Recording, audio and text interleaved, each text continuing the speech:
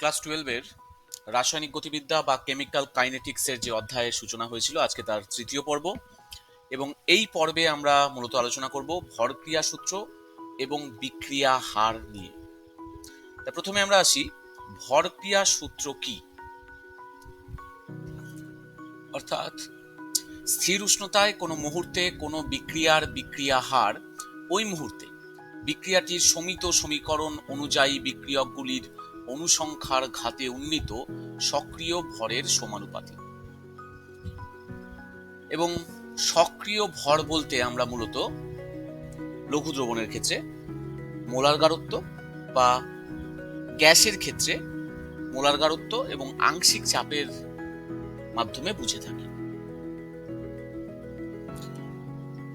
এই যে ভরক্রিয়া সূত্রটা আমরা আলোচনা করলাম, তো এবার আমি একটু এক্সাম্পল দিয়ে দেখাবো যাতে তোমাদের বুঝতে সুবিধা হবে। তো কোন একটা বিক্রিয়া হচ্ছে, মনে করো এ প্লাস বি আছে, সেখান থেকে প্রোডাক্ট তৈরি হচ্ছে, মনে করো সি লিখলাম। তাহলে ভরক্রিয়া সূত্র অনুযায়ী, এই যে ভরক্রিয়া সূত্র অনুযায়ী বিক্রিয়া হার কি হবে? বিক্রিয়া হার সক্রিয় ভরের সমানুপাতিক। অর্থাৎ এই বিক্রিয়কের সক্রিয় ভর এবং এই বিক্রিয়কের সক্রিয় ভর। তাহলে এই এ বিক্রিয়কের সক্রিয় ভর আমি লিখলাম small A of A into, এখানে কিন্তু খেয়াল রাখতে হবে এখানে গুণ চিহ্ন হবে, বি বিক্রিয়কটার সক্রিয় ভর। এটা বলেছে ভরক্রিয়া সূত্র অনুযায়ী। যেহেতু এর আগে এক আছে, বি এর আগে কিছু নেই, মানে এক আছে, তাই এখানেও কিন্তু এক এক, এটা দিলেও হয় না দিলেও হয়। তাহলে এটা ভরক্রিয়া সূত্র অনুযায়ী বলছে। বা আমরা আরেকটা এক্সাম্পল নিই, মনে করো 2a সেখান থেকে বি হচ্ছে। তাহলে ভরক্রিয়া সূত্র অনুযায়ী কি হবে? আর সমানুপাতিক বিক্রিয়ক তার সক্রিয় ভর। এবার 2 আছে, মাথার উপরে আমরা 2 লিখব, এর সাথে সমানুপাতিক। এটা ভরক্রিয়া সূত্র অনুযায়ী, কিন্তু বারবার বলে দিচ্ছি, খেয়াল রেখো, ভরক্রিয়া সূত্র অনুযায়ী। বা আমি আরো একটা এক্সাম্পল নিই, যদি এরকম থাকতো a plus 2b, a plus 2b, এখান থেকে c হচ্ছে, সেক্ষেত্রে আর সমানুপাতিক বিক্রিয়ক এ বিক্রিয়ক আছে তার সক্রিয় ভর ইনটু, এখানে কিন্তু গুণ চিহ্ন হবে, প্লাস চিহ্ন দিও না, বি বিক্রিয়ক, তার মাথায় 2 যাবে, যেখানে 2 সহগ আছে, তাহলে এর সাথে সমানুপাতিক। তাহলে এগুলো কি নিয়ম অনুযায়ী? ভরক্রিয়া সূত্র অনুযায়ী। ভরক্রিয়া সূত্র অনুযায়ী। আর আমরা একটু আগে লিখলাম যে সক্রিয় ভর মানেই মোলার গারত্ব, বা গ্যাসের ক্ষেত্রে আমরা মোলার গারত্ব দিয়েও বলতে পারি অথবা আংশিক চাপ দিয়েও বলতে পারি। তা আমি ধরে নিচ্ছি এটা লঘু দ্রবণ ছিল এ এবং বি এর, বা গ্যাস ছিল, তাহলে তার ক্ষেত্রে আমরা মোলার গারত্ব দিয়ে লিখবো। তাহলে আমি এখানটা লিখতে পারি, যদি ভরক্রিয়া সূত্র অনুযায়ী লিখি আমরা, আর সমানুপাতিক, থার্ড ব্র্যাকেটের মধ্যে এ কে রাখলে মানে বোঝায় মোলার গারত্ব ইনটু বি এর মোলার গারত্ব। সক্রিয় ভর যেহেতু বলেছে মোলার গারত্বের সাথে সমান। এর ক্ষেত্রে আমরা কি লিখবো? দ্বিতীয়টির ক্ষেত্রে, এর ক্ষেত্রে আমরা লিখবো, এই যে এইটির ক্ষেত্রে আর সমানুপাতি এর মোলার গারত্বের স্কোয়ার, যেহেতু 2 ছিল। এবং তৃতীয়টির ক্ষেত্রে আমরা কি লিখবো? আর সমানুপাতি এর মোলার গারত্ব বি এর মোলার গারত্ব তার স্কোয়ার। এই যে ভরক্রিয়া সূত্র অনুযায়ী আমরা বিক্রিয়া হারের যে সমীকরণগুলো লিখছি, বিক্রিয়া হারকে যে প্রকাশ করছি, এটা কিন্তু সর্বৈব সত্য নয়। অর্থাৎ ভরক্রিয়া সূত্রটি এক্ষেত্রে সবসময় খাটে না। সেই জন্য আমরা যখন বিক্রিয়া হার সমীকরণ লিখি, তখন আমরা ভরক্রিয়া সূত্র অনুযায়ী সবসময় চলি না। আমরা ইন জেনারেল কি দেখি সেটা আমরা লিখছি। তাহলে আমরা বুঝলাম যে আমাদের যে বিক্রিয়া হার তার যে সমীকরণ হয়, সেই সমীকরণ কিন্তু আমরা এইভাবে সবসময় প্রকাশ করি না, এরকম ভাবে সবসময় প্রকাশ করি না। তাহলে সেটা কেমন ভাবে লিখি আমরা দেখে নিই। দেখো, প্রথম ক্ষেত্রে আমরা লিখেছিলাম এ প্লাস বি থেকে সি হচ্ছে, সেটা ভরক্রিয়া সূত্র দিয়ে হার সমীকরণটাকে এইভাবে লিখেছিলাম, কিন্তু আমরা এইভাবে লিখবো না, কারণ সবসময় এই ভরক্রিয়া সূত্র মেনে চলে না। তাহলে আমরা ইন জেনারেল যেটা লিখবো সেটা হচ্ছে আর সমানুপাতি এ, তার মাথায় আমি আলফা লিখবো, ইন্টু বি, তার মাথায় আমি বিটা লিখব। এবার এখানে তো আলফা মানে 1 ধরেছিলাম, বিটা মানে 1 ধরেছিলাম। আমরা এটা বলতেও পারি যে আলফার মান বিটার মান 1 হতেও পারে, আবার নাও হতে পারে। সেই জন্য আমরা এই বিক্রিয়াটার ক্ষেত্রে ইন জেনারেল হার সমীকরণটা এইভাবে লিখলাম, কারণ সবসময় ভরক্রিয়া সূত্র মানবে এরকমটা ব্যাপার নেই। দ্বিতীয় ক্ষেত্রে দেখো, আমরা এই যে এই বিক্রিয়াটার ক্ষেত্রে আমরা বিক্রিয়া হার সমীকরণটা এরকম লিখেছিলাম ভরক্রিয়া সূত্র থেকে, কিন্তু আমরা এইভাবে লিখবো না। আমরা কি লিখবো? আর সমানুপাতি এ, এখানে 2 লেখার কথা তো না, আমি লিখবো না, আমি লিখবো টু দি পাওয়ার n। আবার লাস্টের যে সমীকরণ লিখেছিলাম তাতে আমরা এরকম ভাবে লিখেছিলাম হার সমীকরণটা, আমরা সেভাবেও লিখবো না, আমরা ইন জেনারেল লিখবো আর সমানুপাতি a to the power alpha b to the power beta. তাহলে আলফা বিটা এগুলো কি? এই বিক্রিয়াটার ক্ষেত্রে আলফার মান 1 হতেও পারে, বিটার মান 2 হতেও পারে, আবার নাও হতে পারে। সেজন্য আমরা ইন জেনারেল এই টার্মগুলো লিখি। তাহলে এখানে n মানে কি? এখানে দেখো এই যে আমরা আলফা আর বিটা লিখেছি, আলফা বিটা ইকুয়ালস টু আমরা n লিখতে পারি। এখানে তো একটাই বিক্রিয়ক ছিল তাই শুধু n লিখেছি, আর এখানে দুটো বিক্রিয়ক ছিল তাই আলফা বিটা করে দেখিয়েছি। তিনটে বিক্রিয়ক থাকলে আমি আলফা বিটা গামা দেখাতে পারতাম, এবং alpha plus beta plus gamma equals to n লিখতাম। এখানেও তাই, আলফা আর বিটা লিখেছি, তাহলে alpha plus beta equals to n। তাহলে এই যে আমি n লিখলাম, এই যে n আমি লিখেছি এখানটায়, এই n ব্যাপারটা কি? n ব্যাপারটা কি আমি বলে দিই, যে n মানে হচ্ছে কোনো একটা বিক্রিয়ার ক্রম বা অর্ডার।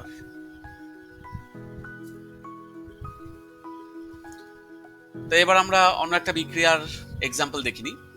তো এই বিক্রিয়ার ক্ষেত্রে আমাদের হার সমীকরণটা কি হবে না, আর সমানুপাতি এ আমি টু দি পাওয়ার আলফা লিখব, ইন্টু বি তার গাঢ়ত্ব to the power beta, into C তার গাঢ়ত্ব লিখব, তার পাওয়ার লিখব টু দি পাওয়ার গামা, এবং alpha plus beta plus gamma equals to n, যেখানে আমি nটাকে কি বললাম ক্রম বা অর্ডার। তো এই যে n এর মান, এখানে কিন্তু একটা a ছিল, একটা b ছিল, একটা c অণু ছিল। তো সেক্ষেত্রে আমাদের যদি ভরক্রিয়া সূত্র আমরা দেখি, তাহলে আলফা বিটা গামা প্রত্যেকের মান 1 আসবে, অর্থাৎ n এর মানটা আসবে 3। তাহলে n এর মান কি 3 হবে না হবে না? কোনটা সঠিক? n এর মান 3 হতেও পারে এই বিক্রিয়াটার ক্ষেত্রে, আবার নাও হতে পারে। সেই জন্য আমরা ইন জেনারেল ইকুয়েশন এইভাবে লিখেছি। আমি আগেই বললাম যে ভরক্রিয়া সূত্র যে সবসময় মেনটেন্ড হবে এটা কিন্তু বলা যায় না। ভরক্রিয়া সূত্র মেনটেন্ড হলে আমরা বলবো n এর মান 3, আর যদি না হয় তাহলে আমি বলবো n এর মান 3 বাদে অন্য কোনো সংখ্যা হতে পারে। তাহলে এই যে ভরক্রিয়া সূত্রের সাথে ম্যাচ করবে কি করবে না সেটা আমরা কিভাবে বুঝতে পারবো? তা আমরা দুটো টার্ম ইউজ করি। যদি বিক্রিয়াটা মৌলিক বিক্রিয়া হয়, যদি বিক্রিয়াটা মৌলিক বিক্রিয়া হয়, তবে ভরক্রিয়া সূত্রের সাথে ম্যাচ করবে, অর্থাৎ n এর মান এখানে 3 হবে। কিন্তু বিক্রিয়াটা যদি জটিল বিক্রিয়া হয়, জটিল বিক্রিয়া, সেক্ষেত্রে n এর মান 3 হবে না, তা বাদে অন্য কোনো সংখ্যা হবে। বাই দ্য ওয়ে, n কিন্তু একটা পরীক্ষালব্ধ রাশি। মৌলিক বা জটিল বিক্রিয়া হলে, যেমন মৌলিক বিক্রিয়া হলে আমরা n এর মান 3 বলে দিতে পারছি এই বিক্রিয়াটার ক্ষেত্রে,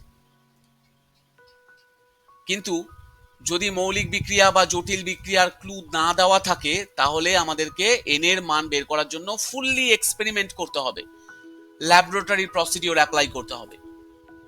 ল্যাবরেটরিতে গিয়ে আমরা টেস্ট করব। একটা বিক্রিয়ার ক্ষেত্রে আমাদের টেস্টের প্রসিডিওর আছে, সেই টেস্টের প্রসিডিওর আমি অ্যাপ্লাই করে আমি বলে দিতে পারবো যে সেই ক্রমটা কত। টেস্ট করা ছাড়া আর কোনোভাবেই বলা যাবে না যে এন এর মান কত।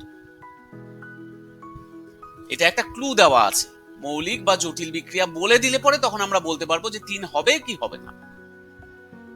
কিন্তু এই ক্লুগুলো না দেওয়া থাকলে আমরা কিন্তু কখনোই বলতে পারবো না। সেক্ষেত্রে আমাদের এন এর মান কিন্তু ল্যাবরেটরিতে এক্সপেরিমেন্ট করে বের করতে হবে। অর্থাৎ এটা একটা পরীক্ষালব্ধ রাশি, পরীক্ষালব্ধ রাশি। তাহলে আমরা দেখলাম যে ক্রম একটা পরীক্ষালব্ধ রাশি, তার মান কখনোই আগে থেকে আমি বলে দিতে পারবো না, কোনো রাসায়নিক বিক্রিয়া দেখে আমি বলতে পারবো না যতক্ষণ না পর্যন্ত তাকে টেস্ট করছি। কিন্তু যদি ক্লু দেওয়া থাকে আমাদের কাছে যে মৌলিক বিক্রিয়া, তাহলে আমি আর টেস্ট করতে যাব না, আমি বলে দিতে পারবো যে এন এর মান এই বিক্রিয়াটার ক্ষেত্রে 3, কারণ সেক্ষেত্রে ভরক্রিয়া সূত্র অ্যাপ্লাই হচ্ছে। আবার যদি জটিল বিক্রিয়া হয়, সেক্ষেত্রে আমি জাস্ট বলতে পারবো যে এন এর মান 3 হবে না, কিন্তু কত হবে সেটা বলতে পারবো না। এন এর মান 3 হবে না সেটা আমি বলতে পারবো। তাহলে এই ক্লুগুলো না দেওয়া থাকলে আমাদের এন এর মান এক্সপেরিমেন্ট করা ছাড়া আর কোনো উপায় নেই, অর্থাৎ এটি একটি পরীক্ষালব্ধ রাশি। আমি মৌলিক বিক্রিয়া বা জটিল বিক্রিয়া এগুলো কিভাবে আসলো টার্মগুলো, সেগুলো আমি পরে ডিসকাস করছি। আপাতত আমরা ক্রম রিলেটেড কিছু অঙ্ক করব, যেগুলো আমাদের পরীক্ষার জন্য খুব গুরুত্বপূর্ণ। তা এই যে আমরা সমীকরণটা লিখলাম আর সমানুপাতি এই বিক্রিয়কগুলোর গাঢ়ত্বের গুণফল, তা আমরা সমানুপাতি চিহ্নটাকে তুলে দিতে পারি। তুলে দিয়ে কি লিখতে পারি? আর ইকুয়ালস টু ছোট হাতের K A to the power alpha, B to the power beta, C to the power gamma. এখানে এই যে ছোট হাতের কে লিখলাম, এই ছোট হাতের কে মানে কি বোঝাচ্ছে? এটাকে বলে রেট কনস্ট্যান্ট। এটা একটা ধ্রুবক, বাংলায় বলে হার ধ্রুবক বা বেগ ধ্রুবক। তাই এবার আমরা দু একটা প্রবলেম নিয়ে আসবো, সেই প্রবলেমগুলো দেখলে তোমরা খুব ইজিলি ডিটারমিন করতে পারবে যে ক্রমের মান কত হতে পারে, এবং আমাদের পরীক্ষার জন্য সেগুলো ভীষণ গুরুত্বপূর্ণ।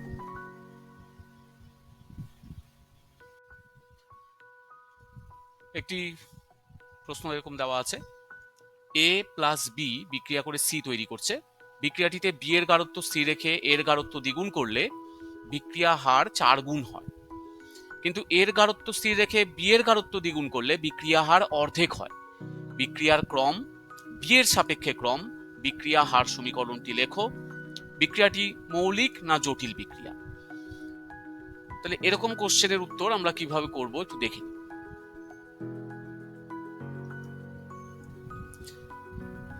তা প্রথমে আমরা বিক্রিয়া হার সমীকরণটা লিখব, general equation.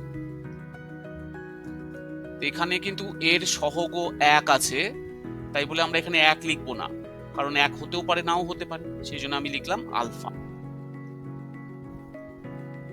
B to the power beta. এই আলফা হলো এর সাপেক্ষে ক্রম, বিটা হলো বি এর সাপেক্ষে ক্রম, এবং বিক্রিয়ার ক্রম n equals to alpha plus beta. তাহলে আমাদের এখন এইখান থেকে যে আমাদের ক্লুগুলো দেওয়া আছে সেখান থেকে আলফা বিটার মান বের করে যোগ করলে আমরা বিক্রিয়ার ক্রম পেয়ে যাব। তা আমাদের কি কি ক্লু দেওয়া আছে দেখে নিই। বলেছে বিক্রিয়াটিতে বি এর গাঢ়ত্ব স্থির রেখে এর গাঢ়ত্ব দ্বিগুণ করলে বিক্রিয়া হার 4 গুণ হয়। তাহলে বিক্রিয়া হার 4 গুণ হবে কখন? যদি আমরা এর গাঢ়ত্বকে দ্বিগুণ করি। তাহলে এর জায়গায় 2a লিখলাম, দ্বিগুণ গাঢ়ত্ব, আর বিটা যেমন ছিল তেমনই রাখলাম, বি স্থির। তাহলে আগের আমাদের জেনারেল ইকুয়েশন ছিল এইটা, নেক্সট আসলো এইটা। আচ্ছা, এরপরে বলেছে বিক্রিয়াতে এই বিক্রিয়া কিন্তু এর গাঢ়ত্ব স্থির রেখে বি এর গাঢ়ত্ব দ্বিগুণ করলে বিক্রিয়া হার অর্ধেক হয়। তাহলে 3 নাম্বার ইকুয়েশন কি আসবে? বিক্রিয়া হার অর্ধেক হয়ে যাবে। কার অর্ধেক? প্রথমটার অর্ধেক। প্রথম যে জেনারেল ইকুয়েশন আমরা লিখেছিলাম তার অর্ধেক, ইকুয়ালস টু কে। এবার আমরা প্রথম বিক্রিয়াতে প্রথম সমীকরণে দেখো এর গাঢ়ত্বটাকে আমরা থার্ড ব্র্যাকেটের মধ্যে এ লিখেছিলাম, তাহলে সেটাকে স্থির রাখলাম। বি এর গাঢ়ত্বকে আমরা দ্বিগুণ করে দেব। তাহলে ক্লু দিয়ে আমরা কিন্তু তিনটে সমীকরণ পেয়ে যাচ্ছি, একটা জেনারেল ইকুয়েশন আর বাকি দুটো ক্লু বসিয়ে মান পেয়ে গেলাম, সমীকরণ পেলাম। এবার আমরা 1, 2, 3 এই তিনটে সমীকরণকে সমাধান করব। সমাধান করলে আমরা আলফা এবং বিটার মান পাবো। তাহলে আমরা যদি 2 নং সমীকরণকে 1 নং সমীকরণ দিয়ে ভাগ করি, তোমরা অন্যটাও করতে পারো, হ্যাঁ, আমরা যে কোনো একটা সমীকরণকে একটা সমীকরণ দিয়ে ভাগ করছি, আমাদের কাজ হচ্ছে আলফা এবং বিটার মান নির্ণয় করা। তাহলে 2 নাম্বারকে যদি 1 নাম্বার দিয়ে ভাগ করি আমরা কি পাবো?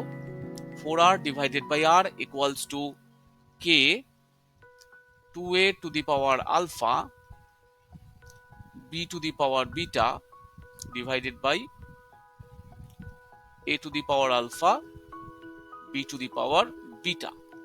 তাহলে এই টার্ম কেটে গেল, এটা কাটলো, এদিকে আর কেটে গেল, এখানে থাকলো 2 to the power alpha into a to the power alpha, আর নিচে আসছে a to the power alpha।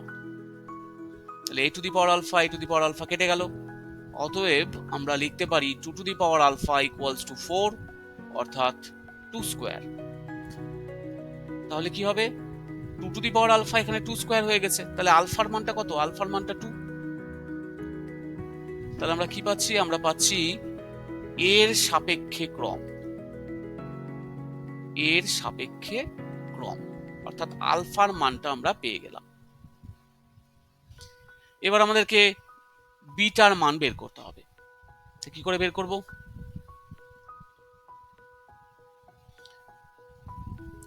আমরা যদি 3 নং সমীকরণকে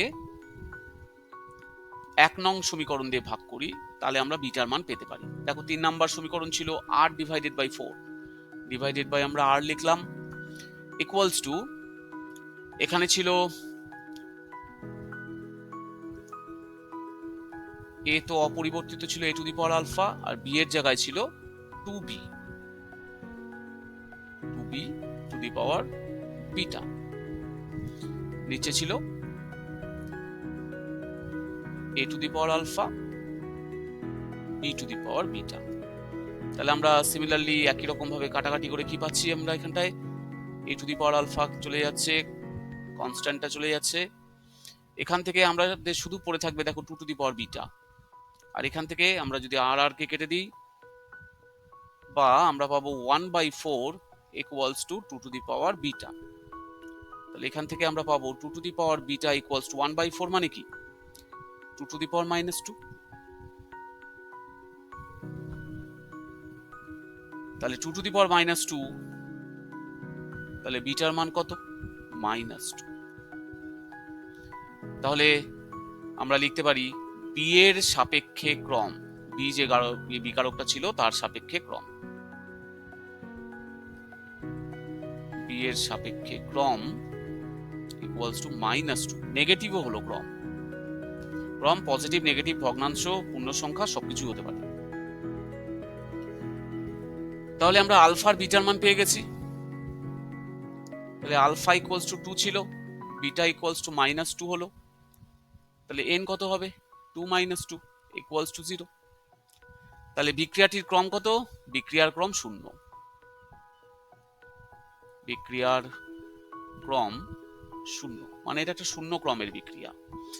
বি এর সাপেক্ষে ক্রম কত? বি এর সাপেক্ষে ক্রম -2। এবার বলেছে বিক্রিয়া হার সমীকরণ। তাহলে বিক্রিয়া হার সমীকরণ আমাদের যেটা ছিল k into a to the power alpha ছিল, আলফার জায়গায় আমি 2 বসিয়ে দিলাম, b টু দি পাওয়ার -2 হলো, বিটার জায়গায় -2 বসিয়ে দিলাম। তাহলে এটা আমাদের বিক্রিয়া হার সমীকরণ।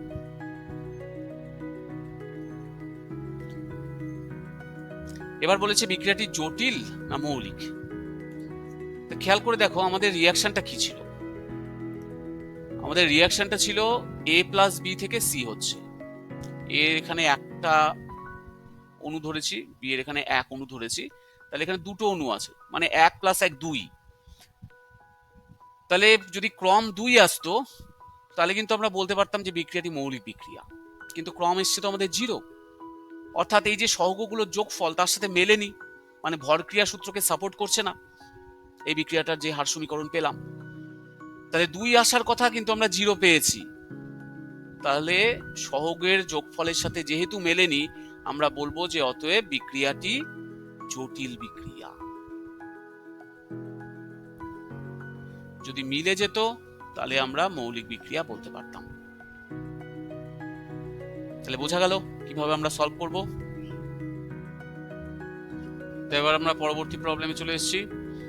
এখানে একটা সমস্যা দেখো, a + 2b থেকে c হচ্ছে বিক্রিয়ার ক্ষেত্রে যদি এর গাঢ়ত্ব দ্বিগুণ করা হয় বিক্রিয়া হার দ্বিগুণ হয়, কিন্তু বিক্রিয়া হার 4 গুণ হয় যদি a ও b উভয়েরই গাঢ়ত্ব 4 গুণ বৃদ্ধি করা হয়। তাহলে বিক্রিয়াটির ক্রম কত? এটা WBJEE তে 2015 সালে এসেছিল, কিন্তু খুব সহজ কোশ্চেন, আমরা দেখে নিই কিভাবে এটার অ্যান্সার করব। তাহলে আগে আমরা বিক্রিয়া হার সমীকরণটা লিখে নিব। আমি লিখবো a to the power alpha b to the power beta. এর সামনে সহগ 1 ছিল, b এর সামনে সহগ 2 ছিল, তাহলে আলফার মান 1 হতেও পারে, বিটার মান 2 হতেও পারে, আবার নাও হতে পারে। যদি মিলে যায় তাহলে আমরা বলবো মৌলিক বিক্রিয়া, যদি না মেলে বলবো জটিল বিক্রিয়া, কিন্তু আমরা জেনারেল ইকুয়েশন এইভাবে লিখবো। তাহলে এটাকে 1 নাম্বার লিখলাম। নাম্বার 2, এবার ক্লু দেখি, এর গাঢ়ত্ব দ্বিগুণ করা হলে বিক্রিয়া হার দ্বিগুণ হবে। 2r, এখানে এর গাঢ়ত্ব দ্বিগুণ করা হলো বি কে কনস্ট্যান্ট রেখে। 3 নং সমীকরণ বলেছে বিক্রিয়া হার 4 গুণ হয় যদি এ বি উভয়ের গাঢ়ত্বই 4 গুণ বৃদ্ধি করা যায়। তাহলে 4r = এর গাঢ়ত্বও 4 গুণ বৃদ্ধি করা হলো, বি এর গাঢ়ত্বও 4 গুণ বৃদ্ধি করা হলো, কারণ তাই বলেছে। তাহলে বিক্রিয়া হার 4 গুণ হবে। তাহলে আমাদের 3টে ইকুয়েশন চলে এসেছে, এখান থেকে আমরা আলফা এবং বিটার মান বের করব। তাহলে প্রথমে আমরা 2 কে 1 দিয়ে ভাগ করি। তাহলে কি থাকবে দেখো, 2r/r মানে 2 থাকবে এদিকে, ওইদিকে শুধু থাকবে 2 টু দি পাওয়ার আলফা। আমি একবারে করে দিলাম। তাহলে আলফার মান কত? 2 এর মাথায় পাওয়ার 1 আছে, অর্থাৎ আলফার মানটা 1। এবার আমরা এক কাজ করি, 3 ডিভাইডেড বাই 1 করি, বা 3 ডিভাইডেড বাই 2 করলেও হতো, যে কোনো একটা ধরলেই হবে। তাহলে 4r ডিভাইডেড বাই r, তাহলে কত হবে 4। এইদিকে দেখো কত হবে, এখানে হবে 4 to the power alpha into 4 to the power beta. আলফার মান আমাদের বের হয়ে গেছে আগেই, তাহলে আলফার মানটা 1 বসিয়ে দেবো। তাহলে 4 into 4 to the power beta, আলফার মান 1 বসিয়েছি, ইকুয়ালস টু 4। তাহলে এদিকেও 4 আছে, এদিকেও 4 আছে, কেটে গেল। তাহলে 4 to the power beta equals two কত হচ্ছে 1।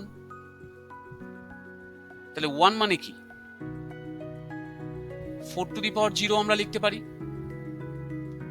তাহলে এইদিকে 4 to the power beta equals to 4 to the power 0, অতএব বিটা ইকুয়ালস টু 0। তাহলে আলফার বিটার মান আমরা পেয়ে গেছি। তাহলে টোটাল এন এর মান কত হবে, আলফা প্লাস বিটা। আলফার মান আমরা পেয়ে গেলাম তখন 1 এবং বিটা পেলাম 0, তাহলে 1 হলো, অর্থাৎ বিক্রিয়াটির ক্রম 1। তো এই হচ্ছে আমাদের অ্যান্সার, খুব সহজে আমরা বের করতে পারলাম। তো এখানে যদি আরো কিছু কোশ্চেন দেওয়া থাকতো যে বিক্রিয়াটির হার সমীকরণ কি হবে, তাহলে আমরা কি লিখতাম? এই ইকুয়েশনটার মধ্যে আমরা আলফা বিটার মান বসিয়ে দিতাম। তাহলে এখানে আলফার মান তো 1, তাহলে এর উপরে 1 বসালাম, বিটার মান 0। তাহলে কোনো কিছুর পর 0 মানে সেটা 1 হয়ে যায়, তাহলে আমরা এইভাবে লিখতে পারি k ইন্টু a। তাহলে আমাদের বিক্রিয়া হার সমীকরণ এইটা। এখানে বলেনি, কিন্তু যদি কোশ্চেনে দিত তাহলে আমরা এটা করে দেখাতাম। এবার আমরা পরবর্তী প্রবলেমে চলে এসেছি। একটি বিক্রিয়া হার r equals to k into h two the power n। PH এর পরিবর্তন 3 থেকে 1 হলে বিক্রিয়া হার 100 গুণ বৃদ্ধি পায়, বিক্রিয়ার ক্রম কত? এই কোশ্চেনটিও ডাব্লিউবি জেইই 2014 সালে এসছে, কিন্তু জয়েন্ট এন্ট্রান্স পরীক্ষায় আসলেও কোশ্চেনটি খুব সহজ। তোমরা দেখে নাও কিভাবে তোমাদের আগের যে মেথড সেই দিয়ে কিন্তু তোমরা এই অঙ্কটা সলভ করে ফেলতে পারবে। পিএইচ মানে কি? পিএইচ এর ধারণাটা ক্লাস 11 এর। PH equals to minus log of activity of H plus, অর্থাৎ concentration of H plus ions. তো এখানে বলেছে পিএইচ 3 থেকে 1 হয়েছে। আচ্ছা, আমরা আগে এইভাবে লিখে নিই। অতএব H প্লাস ইকুয়ালস টু কি লিখতে পারি আমরা? H plus equals to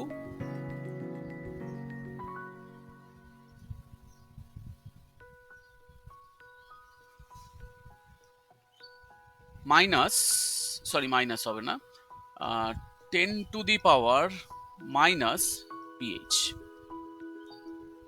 anti log করে নিলাম, লগ মানে এটা 10 বেসের লগ ছিল। তাহলে H plus equals to 10 two the power minus pH. তাহলে আমি এই ইকুয়েশনটার ক্ষেত্রে আমি লিখতেই পারি এরকম ভাবে, R equals to K 10 two the power minus pH, তার পাওয়ার কত ছিল? N ইকুয়ালস টু K, এখানে আমরা এইভাবে লিখবো 10 two the power minus N PH। পাওয়ার হিসাবে ছিল তাই গুণ করে নিলাম। তাহলে এইটা আমাদের জেনারেল ইকুয়েশন। তাহলে 3 থেকে 1 হয়েছে, বিক্রিয়া হার 100 গুণ বৃদ্ধি পেয়েছে। তাহলে আমরা n এর মানটা প্রথমে 3 লিখি। n এর মান 3 লিখলে বিক্রিয়া হার তাকে আমরা r ধরে নিচ্ছি। তাহলে r equals to k 10 two the power minus 3n। pH এর মানটা যখন 3 বসালাম তখন r আছে, আর এটাকে আমরা 100 r লিখবো যখন pH এর মানটা 1 হয়ে গেছে। তাহলে শুধু n থাকলো। তাহলে এটা 1 নং সমীকরণ, 2 নং সমীকরণ। এবার 2 আর 1 নং সমীকরণকে সলভ করে আমরা n এর মান নির্ণয় করব, অর্থাৎ ক্রম বের করব। তাহলে আমরা 2 ভাগ 1 করি। 2 ভাগ 1 করলে 100 r বাই r, মানে এইদিকে আসলো 100। এইদিকে কি হবে? 10 two the power minus 3n, আর নিচে আছে 10 টু দি পাওয়ার, সরি উপরে ছিল 10 two the power minus n, 10 two the power minus n, আর নিচে আছে 10 two the power minus 3n। 2 ভাগ 1 করেছি। তাহলে সূচকের নিয়মে কি হবে? 3n টা উপরে যাবে, প্লাস 3n হয়ে যাবে। তাহলে এটা থাকবে 10 two the power 2n, 3n থেকে মাইনাস n করলাম, তাহলে 2n হলো। তাহলে 100 equals to 10 two the power 2n। তাহলে আমরা লিখতে পারি 10 two the power 2n equals to 10 square. 100 মানে তো 10 স্কয়ার। তাহলে এখান থেকে আমরা পাবো 2n equals to 2, therefore n equals to 1। অর্থাৎ ক্রম কত? বিক্রিয়াটির ক্রম 1। তাহলে খুব সহজ প্রশ্ন। আগের অঙ্কগুলো ভালো করে দেখলেই এরকম ধরনের বহু প্রশ্নের সমাধান তোমরা করে ফেলতে পারবে। এবার আমরা পরবর্তী প্রবলেমে আসি। এবার আমরা একটু অন্য ধরনের প্রবলেমে এসেছি। এখানে একটা ছক করে বিভিন্ন সময়ে গাঢ়ত্বগুলো দেওয়া আছে, বিভিন্ন গাঢ়ত্ব দেওয়া আছে। A এবং B এর গাঢ়ত্ব যখন 0.5 করে তখন বিক্রিয়া হার 1.6 10 টু দি পাওয়ার মাইনাস 4। যখন A 0.5 আছে কিন্তু B এর গাঢ়ত্ব 1 হয়ে গেছে তখন এটা হয়ে গেছে 3.2 10 টু দি পাওয়ার মাইনাস 4, এবং দুটোই যখন 1 করে হয়েছে তখন এটা আছে 3.2 10 টু দি পাওয়ার মাইনাস 4 বিক্রিয়া হারটা। তা বলেছে বিক্রিয়াটির ক্রম কত এবং হার সমীকরণটা লিখতে বলেছে। তা আমরা কিভাবে সলভ করব? তা প্রথমে আমাদের এই যে সমীকরণ দেওয়া আছে a প্লাস b থেকে c, সেখান থেকে আমরা হার সমীকরণটা তুলনা করে লিখে নিতে পারি। তাহলে a to the power alpha, b to the power beta. তাহলে ক্রম কত হবে? Alpha plus beta. এবার আলফা আর বিটার মান কত সেটা আমরা বের করব। তাহলে এখানে কিছু ভ্যালু দেওয়া আছে, ভ্যালুগুলোকে পুট করি। তাহলে বিক্রিয়া হার যখন 1.6 10⁻⁻⁴, বিক্রিয়কের গারত্ব তখন কত ছিল? 0.5 to the power alpha, 0.5 to the power beta. এটা আমাদের 1 নম্বর সমীকরণ। নাম্বার 2, বিক্রিয়া হার 3.2 10⁻⁻⁴, তখন এর গারত্ব ছিল 0.5 to the power alpha, 1.0 to the power beta. 3 number equation, 3.2 আছে 10⁻⁴, তখন এটা আছে 1.0 to the power alpha, 1.0 to the power beta. তাহলে আমরা 3টা সমীকরণ কিন্তু পেয়ে যাচ্ছি, সেখান থেকে আমরা আলফা বিটার মান নির্ণয় করব। তাহলে আমরা প্রথমে এক কাজ করি, 2/1 করি। 2/1, তাহলে 3.2 এখানে আছে 1.6, তাহলে এদিকে 2 হবে, এইদিকে এটা কেটে যাবে, শুধু এখানে থাকবে 1.0 টু দি পাওয়ার বিটা, নিচে আছে 0.5 টু দি পাওয়ার বিটা। তাহলে 1.0 কে 0.5 দিয়ে ভাগ করলে কত হবে? 2, তাহলে 2 টু দি পাওয়ার বিটা। তাহলে আমরা দেখতে পাচ্ছি 2 to the power beta equals two 2, তার মানে 2 টু দি পাওয়ার 1। এখান থেকে আমরা কি পাবো? Beta equals to 1। তাহলে বিটার মান পেয়ে গেলাম। এবার আমরা আলফার মানটা বের করব। তাহলে আমরা আলফার মান বের করতে গেলে 3/2 করি, সুবিধা হবে। 3/1 করলেও হতো, আমরা 3/2 করব। তাই 3/2 করলে এদিকে হবে 1, কারণ 3.2 ছিল। বিটার রিলেটেড যে ফ্যাক্টরটা সেটা কেটে যাবে, এবং এখানে থাকবে 1.0 টু দি পাওয়ার আলফা, নিচে থাকবে 0.5 টু দি পাওয়ার আলফা। তাহলে এটা হবে 2 টু দি পাওয়ার আলফা। অতএব 2 to the power alpha equals to 1, মানে 2 টু দি পাওয়ার 0। তাহলে আলফা ইকুয়ালস টু 0। তাহলে আলফার সাপেক্ষে ক্রম, মানে এর সাপেক্ষে ক্রমটা হচ্ছে 0, আর বি এর সাপেক্ষে ক্রমটা হলো 1। তাহলে সামগ্রিক ক্রম কত? n equals to alpha plus beta, তার মানে 0 প্লাস 1 ইকুয়ালস টু 1। তাহলে আমরা পেয়ে গেলাম বিক্রিয়ার ক্রম হচ্ছে 1। হার সমীকরণ লিখতে হবে, তাহলে এখানে আলফা আর বিটার মান বসিয়ে দেব। তাহলে alpha equals to K A to the power alpha, আলফার মান ছিল 0, আর B to the power beta, beta 1 ছিল। তাহলে কোনো কিছুর পাওয়ার 0 হলে সেটা 1 হয়ে যায়, তাহলে আমরা ওটাকে বাদ দিয়ে শুধু এটা দিই। তাহলে আমরা বিক্রিয়া হার সমীকরণটা পেলাম, R equals to K into B. তা যদি এটা বলে যে এটা কি মৌলিক বিক্রিয়া না জটিল বিক্রিয়া, আমরা কি বলবো? দেখো এখানে এ আর বি এর সহগ 1 করেছিল, তাহলে সেই হিসাবে এখানে সহগের যোগফল 2, তাহলে ক্রম 2 হওয়ার কথা যদি মৌলিক বিক্রিয়া হয়। কিন্তু এখানে ক্রম এসছে 1, এন এর মান 1 এসছে। তাহলে এন এর মান 1 আসা মানে কি? সহগ 2, সহগের যোগফল ছিল 2, তাহলে 2 আসার কথা, কিন্তু এন এর মান 1 এসছে, তার মানে এটা জটিল বিক্রিয়া। তাহলে আমরা বলতে পারি এই বিক্রিয়াটা জটিল বিক্রিয়া। যদিও ওখানে প্রশ্নের উত্তর চাইনি এরকম, কিন্তু আমরা এটা বলতে পারি, যদি কোনোদিন চাওয়া হয় তাহলে আমরা এইভাবে বলবো এটা জটিল বিক্রিয়া।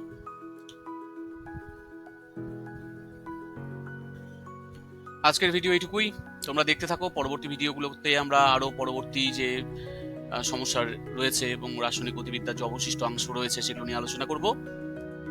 Thank you.